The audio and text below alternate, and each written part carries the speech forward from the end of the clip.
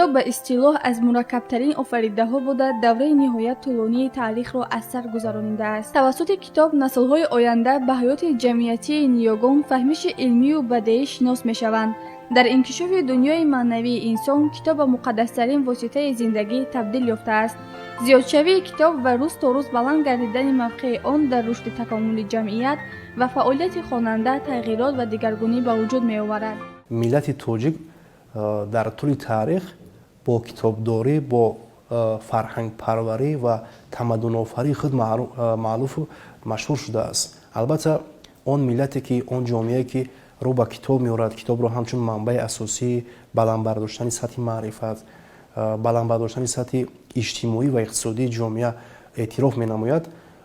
عمر آن جامعه، نمون رشد آن جامعه کفالت بخشیده می‌شود. البته در مسیر تاریخ توجیکان همچون ملت تمدن آفر با کتابداری، با کتابخوانی، با کتاب نویسی خود معروف و مشهور شدند و ما وقتی که به تاریخ خلق توجیک نظر می‌افکنیم، یگانه واسطه اساسی که همچون سپر در طول تاریخ ملت توجیک رو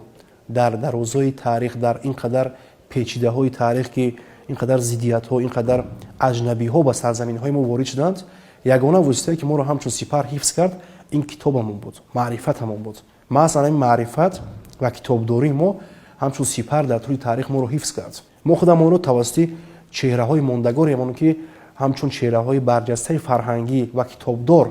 شهرت یافتند حفظ کردیم. ادیبان توجیک نیز در ردیف ایجادکارانه خلق و ملت‌های دیگر توسط آفریده‌های برجسته رمان و داستان‌های تاریخی و علمی سنت و ارزش‌های ملی خود را وصل کردند. میراث غنی سخنوران ممتاز فردوسی، خاقانی، نظامی، سعدی، عینی، لاهوتی، ترسونزاده، نظری یزدان و لایق، بازار صابر و فرزانه و ده‌ها دیگر دلیل گفته‌های بالایند. با در نظر داشت اهمیت خاصه کتاب همچون منبع معرفت، همچون منبع اساسی رشد باثبات جامعه، همچون منبع اساسی به زندگی شایسته رسیدن جامعه، حکومت تاجیکستان تحت رهبری پیشوای معظم ملت محترم امامی رحمان به خاطر جلب نمودن نسل نورس به کتابخوانی، به خاطر جلب نمودن نسل جوان به کتابخوانی و کتابداری و راه آوردن به کتاب اقدام‌های بسیار جدید و ثمرناک را در دوران استقلال دولتی در چند سال اخیر راه اندازی کردند که البته این باعث راه آوردن نسل نورس و جوان به کتاب و کتابخوانی شد و امروز ببینید شما به خاطر اون که جامعه ما رو به کتاب بیارد، از جانب حکومت تاجیکستان حتی بعضی اثرها، بعضی کتاب‌هایی که اهمیت ملی دارند، اهمیت بسیار مهم دارند، به طور رایگان تقسیم کرده شد تا اینکه جامعه ما کتابخوان باشد.